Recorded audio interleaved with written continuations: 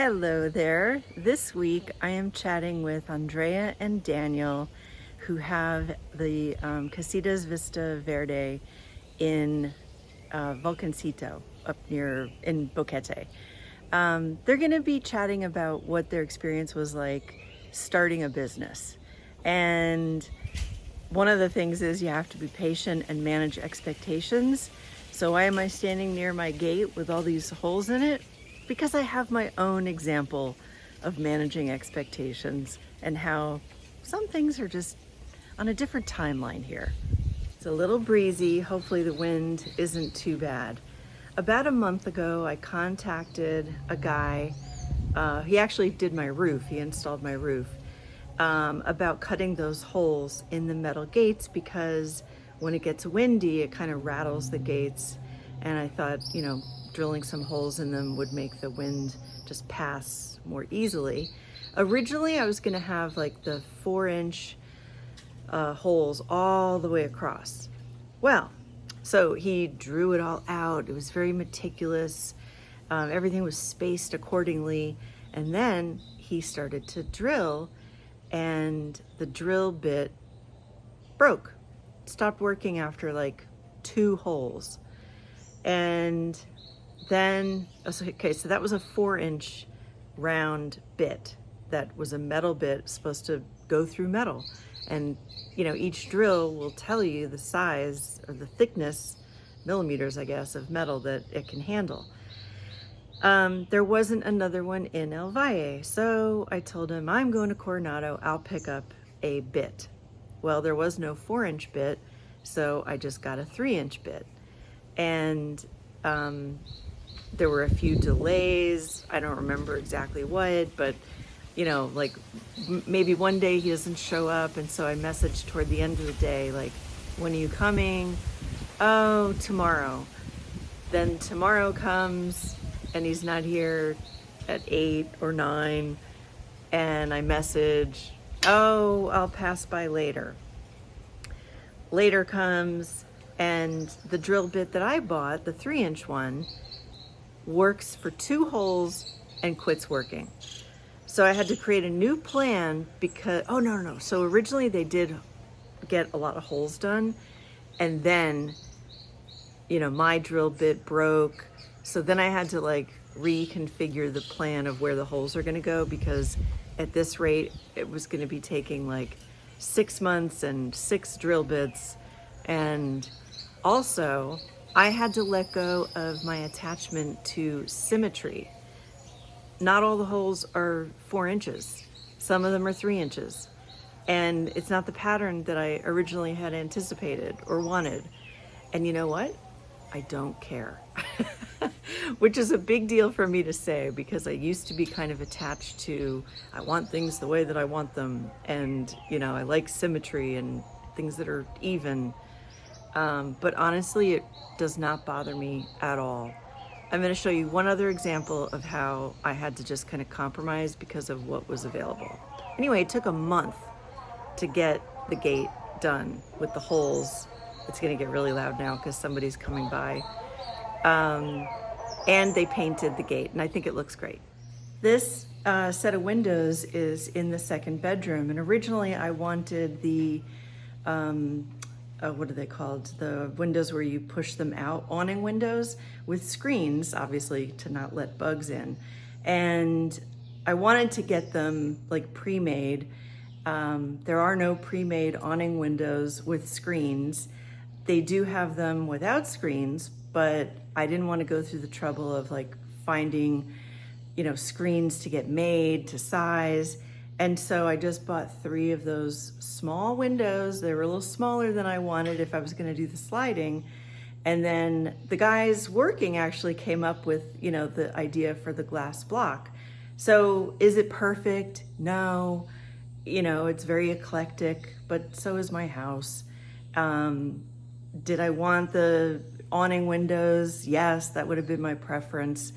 But instead of the cost of getting, custom windows made that would have screens, I used what was available, and I let it go of my attachment to how I originally wanted things to be. And that is a very important thing that you need in Panama. This stunning mott was outside my bedroom window. Let's get to the interview with Daniel and Andrea. All right, we are chatting with Daniel and Andrea, who have a business in Boquete. Go ahead and introduce yourself to my subscribers. So, hello, I'm Andrea. I'm original from Switzerland, and Yeah, I'm from Switzerland too. The husband, Daniel, we together have owned the Casitas Vista Verde, a B&B for adults here in Boquete. Yeah. How was the experience of starting a business? Like, how was it, dealing with attorneys, permits, municipal offices, architects, any of those things? Like, how was your experience doing that?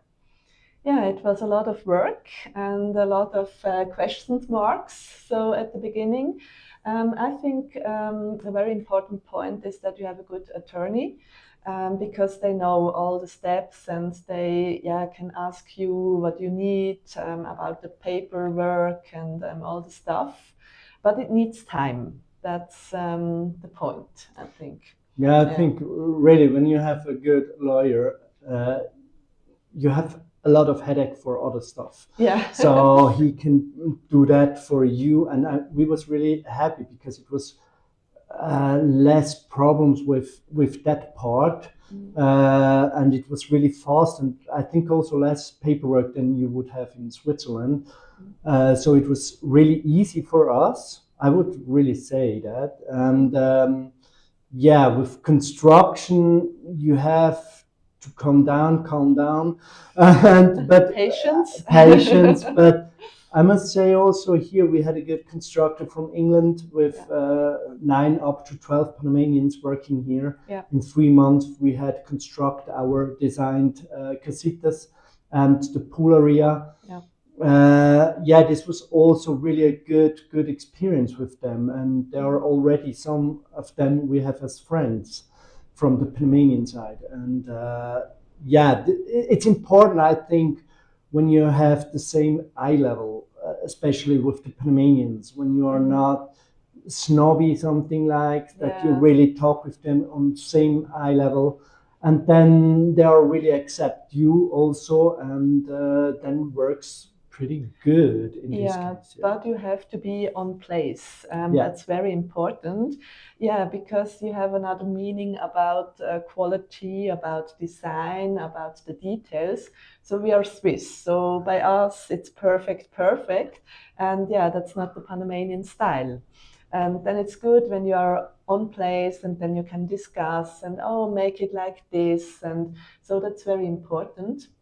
And sometimes, it's luck or bad luck with the partners you have. But talk with other people. They made this experience.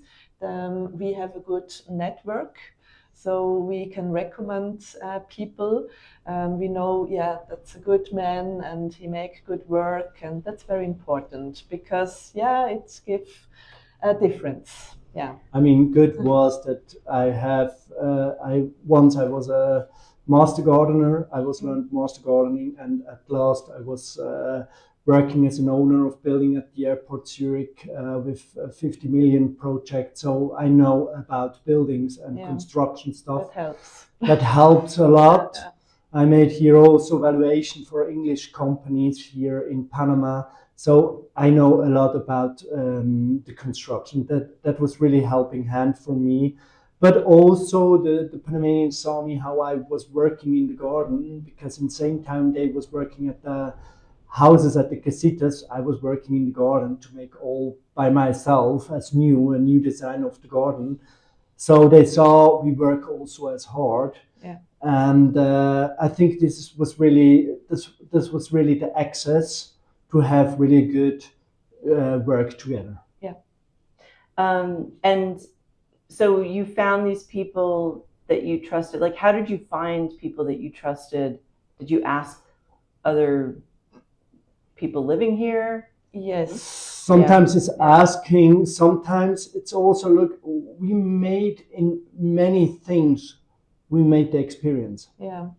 Sometimes it's also move to another country, start by zero, you have to do your own experience. Yes. Yeah, that's it. Yeah. With the learnings, without learnings, you don't learn, you don't know. Yeah. Exactly. And sometimes it's good. And I told also in my walks I do with foreigners, I told them you have to do sometimes also do your experience. It doesn't help you to ask too much on Facebook or other pages, or sometimes it can give helping hand, but sometimes it's also important to do that.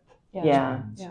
My experience was asking on some Facebook groups and not knowing about the libel and slander laws, and that people are very reluctant to say anything negative. Yes. And I also made the mistake of trusting people who were from the US and maybe worked with a brand that I'd been familiar with. But like you said, I had to have that experience to then learn and grow and reevaluate, you know, and thankfully it wasn't too costly. But there are stories, right? Oh yeah, it gave a lot. Yeah. I mean, also with lawyers, we talked before. I mean, we had really good lawyers with moving to Panama, but I had other experience also with other lawyers. And this is something I did as an experience, was also a recommended lawyer, and I had really bad stories with that. I lost a lot of money, but that's life. It's part of it. It's part of it, and if you have good lawyers, they can take many things. And also, I wouldn't explain some people, they want to move to Panama.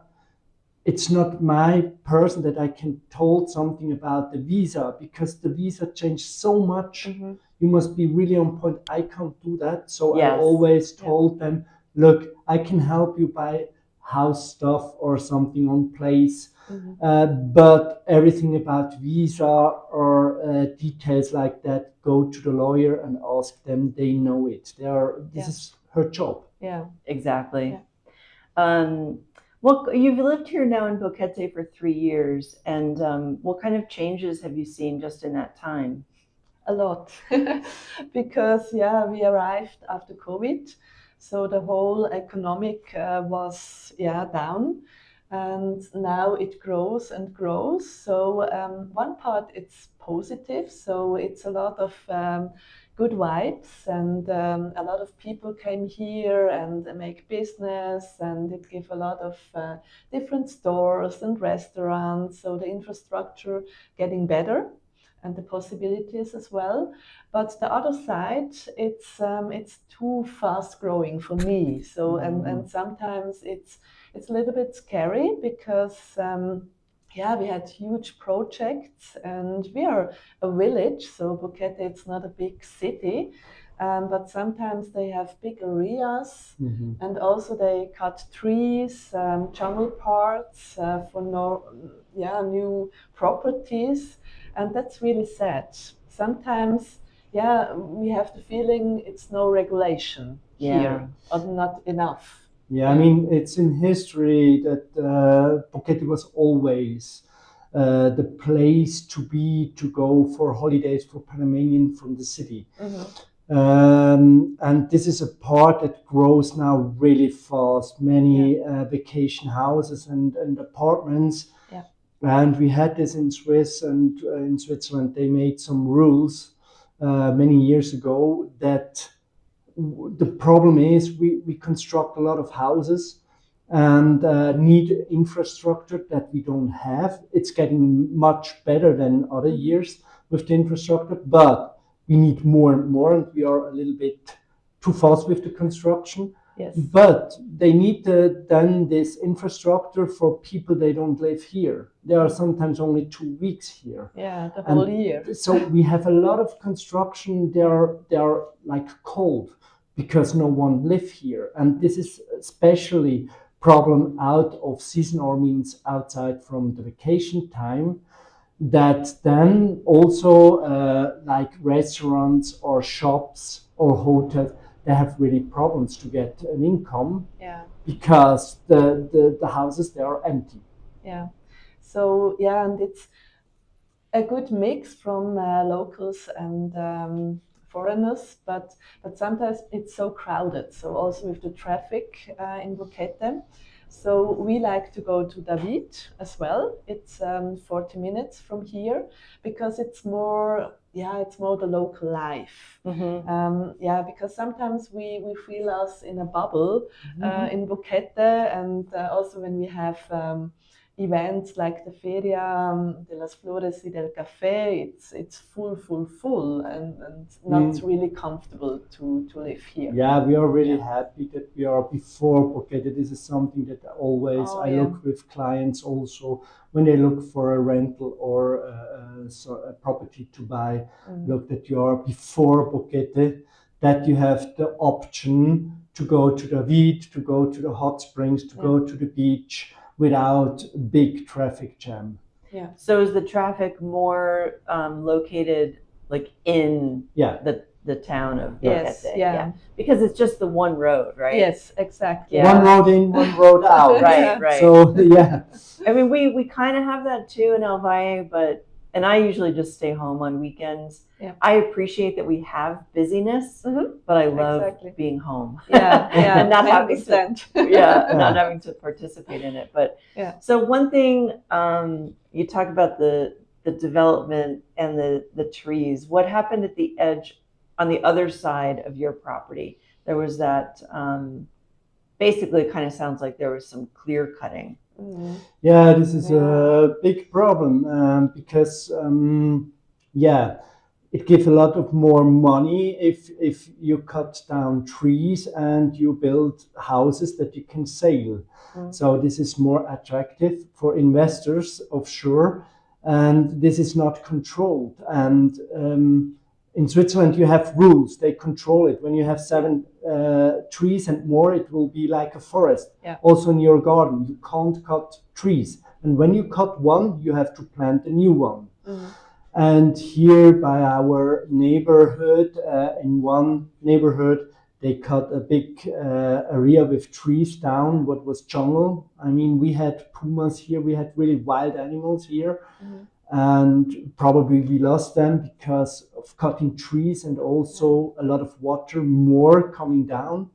What took us with a lavine, with the soil, took us also our part of land down.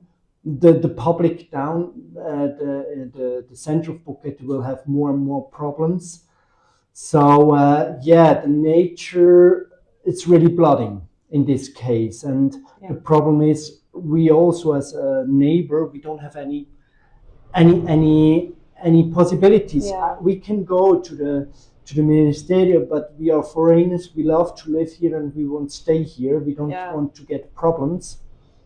And the other neighbor, he told us he is a Panamanian, what we want to do.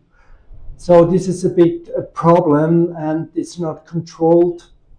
Yeah, and sometimes they get a fee because they cut the trees, but they make it and pay it. So there are rules, but then if there's a fine, they just pay the fine. Yes, exactly. Or sometimes we heard about after the big project, about the big projects in Boquete. Our government, Alcaldia, he stopped the project because it's a rule not to build high buildings in the center. But then they are going to the Panama government, pay a lot, and then they have the permit for this. So that's really sad. This is really that the focus is on profit. This is a bit a problem. And I think they have so many nature around they don't realize it, what it's the worth of it, because they have it and it's normal and we can do what we want. Right. But I think so in 10, 20 years, they realize it. Well, sooner than that, right? Yeah, I mean, you're already I hope. seeing the effects of the flooding. Yeah, exactly. And we have, I can see that also in El Valle. There's a big area that was like protected land, and then all of a sudden mysteriously it's not protected, and there's lots being, you know, marked out. So that is one of the unfortunate things. And like you said, being, you know, a lot of people will say like, well, you're a visitor in this country. Not really, no. If you're a resident, you know, you're paying your taxes, you know, and you have a right to stand up for things that you believe in, you know. But I think it's not same like probably in Switzerland. Switzerland, it's more like same. If you're a foreigner and you have the resident or not.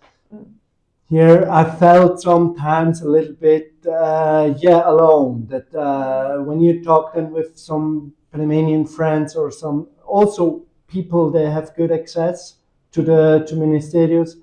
They can't give, or they don't give you helping hand. Probably they also can't, or So for this reason, sometimes you feel a little bit alone and without any possibilities. So for this reason, we only show them, look, be careful with the nature. This is really our plus here in Boquete. Many tourism comes about that. And this is the land for your child.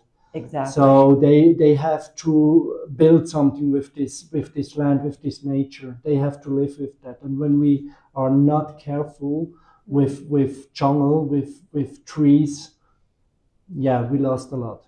Yeah. And then so that's why you plant like a maniac. You plant what you can, right? Now our mission. Our mission is plant a lot of trees. We plant a lot of plants. We will give back to the nature, to the animals. We want to protect animals, that they are comfortable. That for example, the Nieke, the Abutis, they will feel really comfortable here. We have already a youngster, really a small one. We saw them on the camp, so we are really happy when we see young animals growing up. And we feel the new generation. They study in other countries. They bring a lot of knowledge here, and we think it's a change going on, really important change. We had some weeks ago we had a young couple, Panamanian couple here. He was study also outside the country and came back, and he saw the same situation in Boquete. You know Boquete from many years ago now, and he told us also he's a little bit scary about that with all the projects. We hope that when the younger generation comes more in hand or or louder, they are louder and louder now because they want also have some work. They want live here in Panama. So we hope that they change a little bit or make imagine what can be possible. I think they have a big impact for the future. That's good. It does seem like, you know, there are a lot of people pushing for, you know, more ecotourism, and obviously, you know, respecting nature and not littering and, you know, recycling and reusing things. So that is very hopeful for the future. And we talked about also how we kind of feel like, compared to the US or compared to Switzerland, that Panama is, you know, a little bit, maybe 20 years, behind in some things. And so it is very promising to think about that for the future.